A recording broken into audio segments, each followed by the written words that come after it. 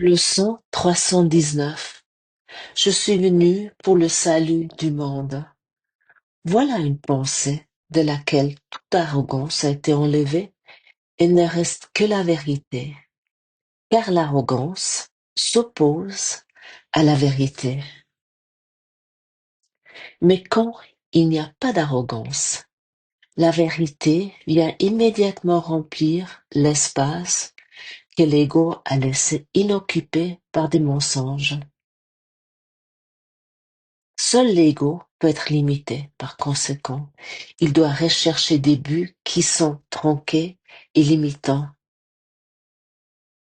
L'ego pense que ce que l'un gagne, la totalité doit le perdre. Et pourtant, c'est la volonté de Dieu que j'apprenne que ce que l'un gagne est donné à tous.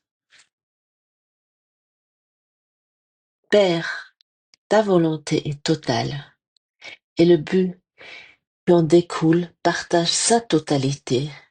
Quel autre but que le salut du monde pourrais-tu m'avoir donné? Et quoi d'autre que cela pourrait être la volonté que mon soi a partagée avec toi? Bienvenue, mes chers camarades de classe, ce matin, où dans cet espace où nous avons besoin de rien prouver, où nous pouvons simplement être là où notre cœur, notre véritable soi peut se souvenir de ce que nous sommes. Je suis venu pour le salut du monde. Si tu entends cette phrase, tu vas te dire, mais c'est la folie absolue. C'est totalement impossible. Ce n'est pas moi. Ah non, du tout. Et qui dit ça? Quelle partie en nous trouve que cela est l'arrogance? Comme c'est écrit, voilà une pensée de laquelle toute arrogance a été enlevée et ne reste que la vérité. Qu'est-ce que ça signifie? L'arrogance est et ne pas prendre notre place en tant que, en tant qu'enfant de Dieu. Ça, c'est de l'arrogance. Parce que la véritable humilité n'est pas de se diminuer, mais de reconnaître, d'accepter ce que nous sommes réellement. Et l'arrogance, ça vient d'où? Ça appartient à l'ego. L'arrogance, c'est de prétendre, de savoir comment le monde doit être. Parce que l'ego, il nous dit, je suis venu pour juger le monde. Je suis venu en tant que juge de ce monde. Je suis venu de, que je sais comment ce monde doit être. Et je suis venu comment je vais réussir dans ce monde et comment les autres devraient se comporter. Et je suis venu ici parce que je sais ce qui est juste, et ce qui est faux, et ce qui mérite, ce qui est méritant, ou ce qui n'est pas méritant, ce qu'on peut mériter, ou ce que telle personne ne peut pas mériter. L'ego, vraiment, il dit, je suis venu pour juger le monde. Il dit surtout une chose, je sais, cette célèbre phrase, est-ce que t'as déjà une fois observé combien de fois par jour tu dis, ah, je sais, ah oui, je sais, et qu'est-ce que ça veut dire? Dès que je dis je sais, ah oui, j'ai déjà entendu ça. Ah, puis j'ai déjà lu tel livre spirituel. Ah oui, ce qui est dit ici, je le sais déjà. Ah, bien sûr. Ah, ça fait déjà longtemps que je suis sur des voies spirituelles. J'ai déjà médité des mois entiers. J'ai déjà fait des retraites spirituelles. Je sais déjà tellement de choses. J'ai déjà appris tellement de choses. Ah oui, je sais. Mais qu'est-ce que ça fait lorsque je dis je sais? Je n'apprends plus rien. Je me ferme parce que je, je ne veux plus rien apprendre. Je crois. C'est de l'arrogance. En fait, de dire je sais, c'est de l'arrogance. Parce que combien de fois nous faisons même semblant de savoir quelque chose lorsque nous sommes dans une conversation et au fond, nous croyons un diamant pourrait nous tomber de notre couronne, hein. Que lorsque dit, ah oui, ça je connais pas, raconte.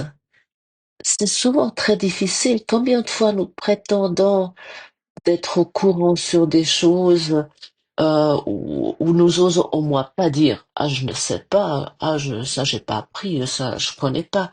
C'est pas quelque chose qui l'ego aime. C'est pas du tout inné avec l'ego. Mais parce que l'arrogance, elle appartient à l'ego. Mais la vérité, elle, elle murmure autre chose, plus douce, beaucoup plus vaste par contre. Je suis venue pour le salut du monde. Je suis venue pour aimer. Oui, je suis venue pour rappeler. Je suis venue pour guérir. Je suis venue pour pardonner. Je suis venue pour partager.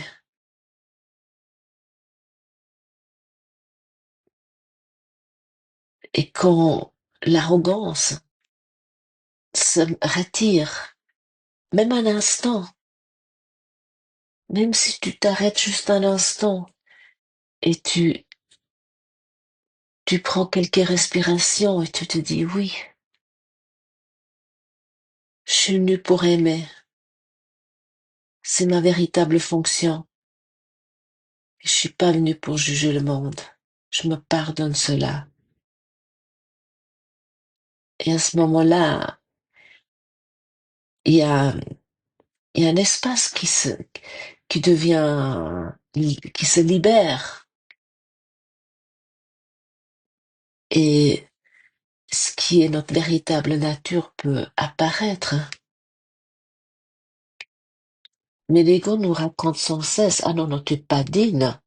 Ah non, je dis, ok, mais ça c'est la folie de grandeur maintenant de dire, ah je suis venu pour le salut du monde. Ça c'est bah, Jésus, Mohamed, Bouddha, je ne sais pas, Mama Maharishi, ou Amma, ou je ne sais pas quel maître spirituel tu considères qui sont venus pour le salut du monde, ou je ne sais pas, Nelson Mandela, ou Mahatma Gandhi, ou je sais pas qui sont les personnes que toi tu juges, qui sont venus pour le salut du monde. Bien sûr, ces grands maîtres, ils nous ont ouvert, ils sont à nos côtés, ils ont ouvert le chemin. Jésus nous a montré cela. Nous parlons ici de Jésus, mais on pourrait également dire Bouddha ou Mahomet ou je ne sais pas, plein d'autres personnes euh, qui sont venues pour cela et qui sont peut-être même pas connues. Mais et pourquoi nous croyons à ces maîtres spirituels? Parce que l'ego, il croit au manque. Et l'esprit, il croit à l'abondance, donc véritable soi. Et l'ego, il pense ce qu'il en gagne, l'autre le perd. Et ça, c'est écrit très, très clairement dans cette leçon. Dans l'ego pense qu'il en gagne la totalité la totalité doit le perdre. Et pourtant, c'est la volonté de Dieu que j'apprenne ce que l'un gagne est donné à tous. Ce que ça veut dire, écoute bien cette phrase. Et pourtant, c'est la volonté de Dieu que j'apprenne ce que l'un gagne est donné à tous. C'est totalement contraire à ce que nous pensons ici, autant que nous croyons savoir simplement. Je dis oui, je sais. Euh, cette pensée te semble peut-être à l'opposé de ce qui est pour toi dans tes jugements, dans ton modèle de pensée clair. Et qu'est-ce que ça veut dire? L'ego te dit, si tu donnes, tu vas manquer.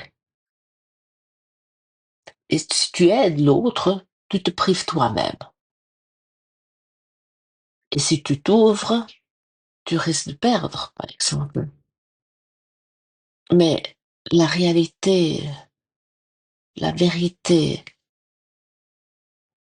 spirituelle fonctionne à l'inverse. Dans la vérité, ce qui est donné avec amour se multiplie. Ça, je pense, tu as déjà remarqué.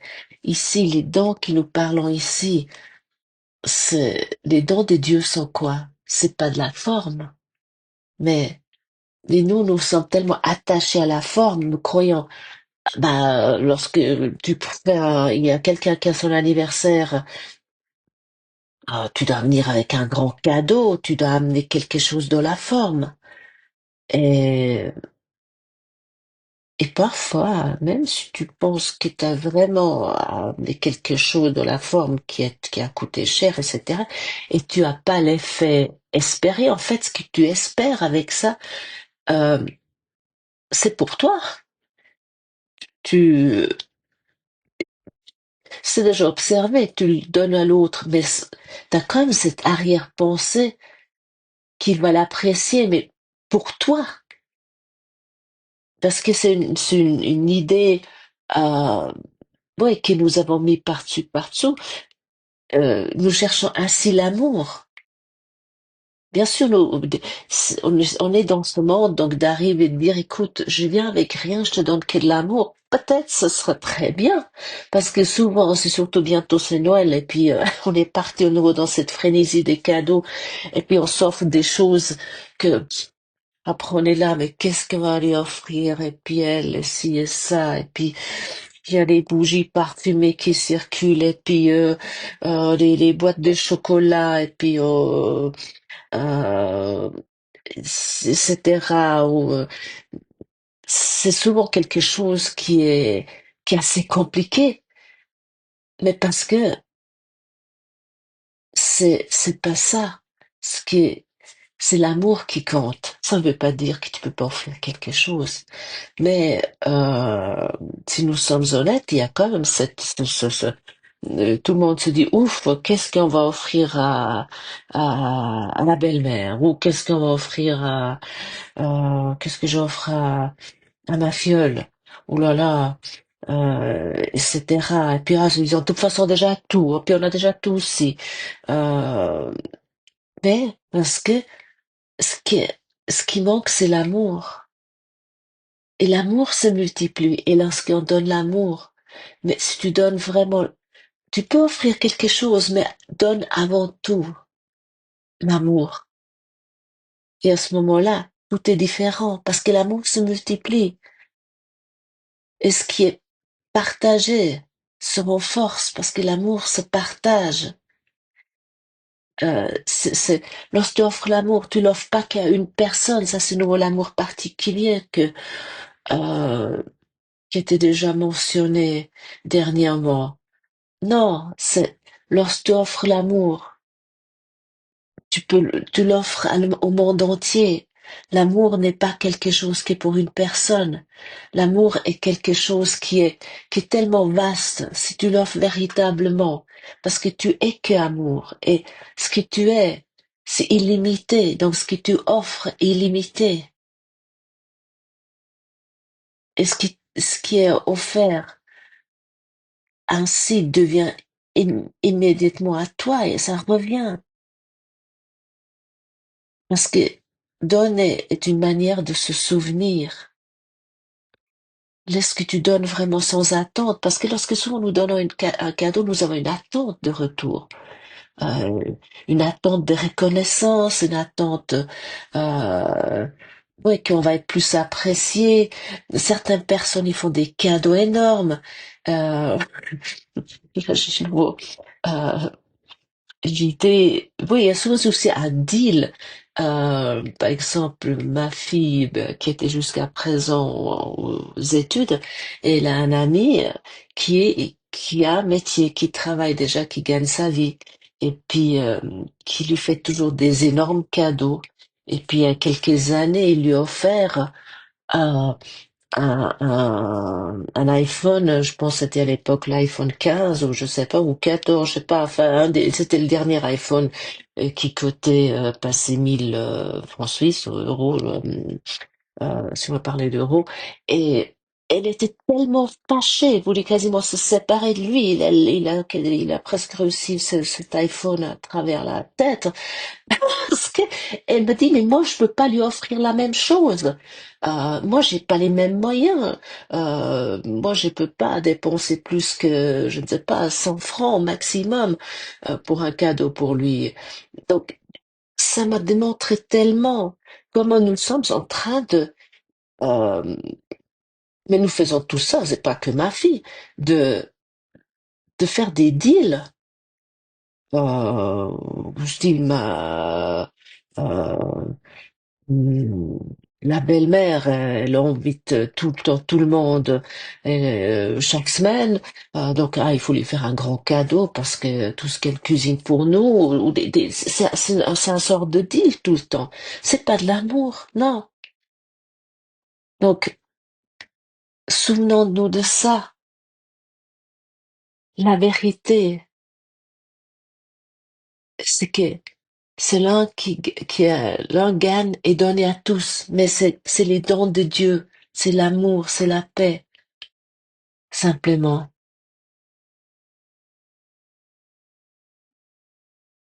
Et lorsque j'aide à quelqu'un, lorsque ça vient du cœur, ce n'est jamais un sacrifice, oui, nous faisons ça dans l'unité, simplement. Et le texte dit, Père, ta volonté est totale. La volonté de Dieu est divisible. Elle ne peut pas être fractionnée, ou partagée ou limitée. Elle n'existe pas pour certains.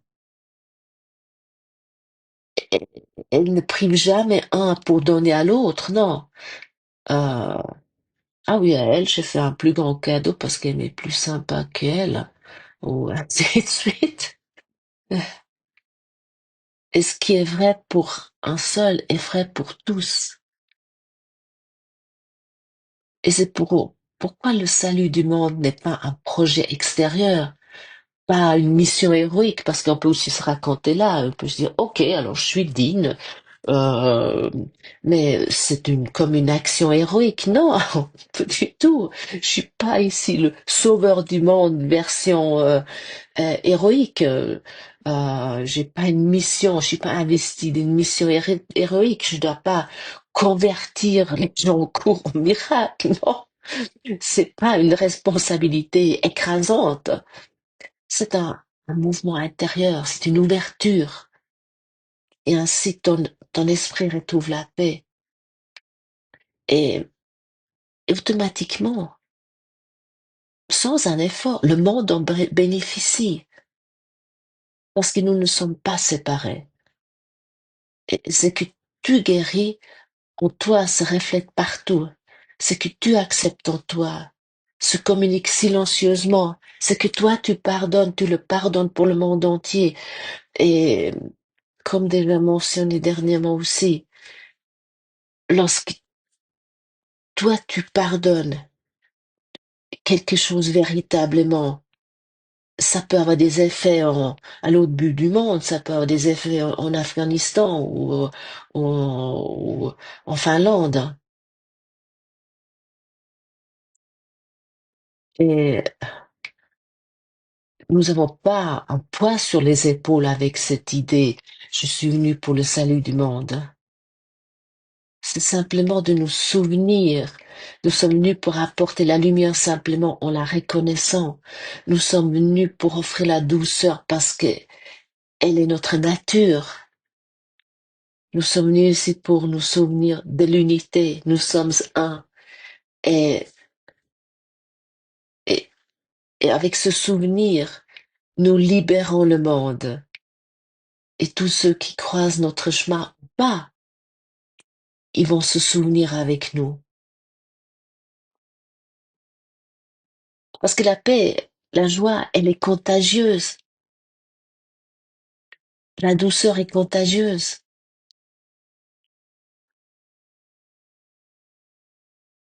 C'est simplement un choix à prendre. Et tu n'as pas besoin d'être parfait. Tu n'as pas besoin ouais, d'être, en permanence parfaite. Je veux dire que nous allons au nouveau Lego, il ne dort pas. Et puis, euh, il y a nouveau, ouais, des choses qui arrivent où nous nous laissons happer par l'ego. Mais c'est pas grave.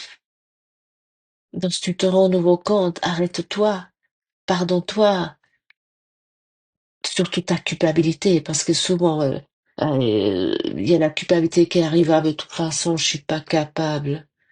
Mais, et tu n'as pas besoin de savoir comment faire. Parce que le salut du monde se produit à travers toi. Dès que tu t'ouvres légèrement, dès que tu te dis intérieurement, OK, j'accepte. Je suis nue pour le salut du monde. Je sais pas comment ça fonctionne. Fais-le pour moi, simplement. Je suis là, prends ma voix, mes mains, prends mes pieds, dis-moi où je dois aller, dis-moi ce que je dois dire. Parce que chaque fois que l'aide devient lourde ou obligatoire ou sacrificielle, c'est l'ego qui la donne. Mais lorsque l'aide jaillit de la joie, et de la paix et de la connexion intérieure, alors elle guérit tout le monde.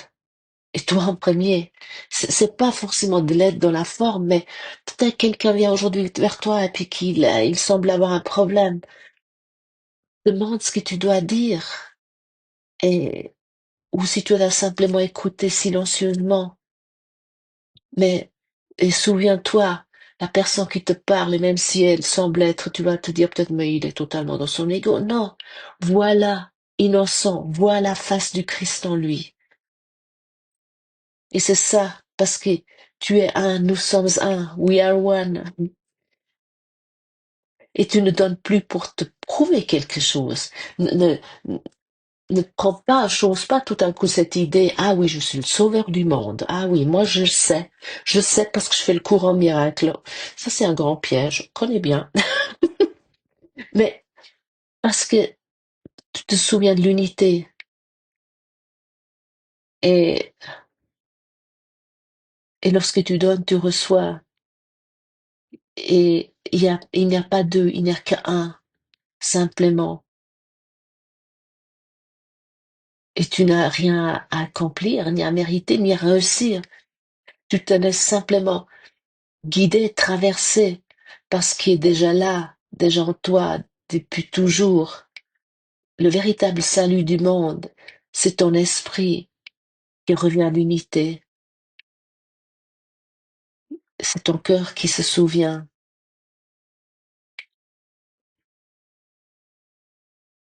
Et tu es venu pour le salut du monde. Et tu y participes simplement en étant ce que tu es. Merci d'avoir partagé ce moment avec moi. Merci d'être un canal de paix aujourd'hui.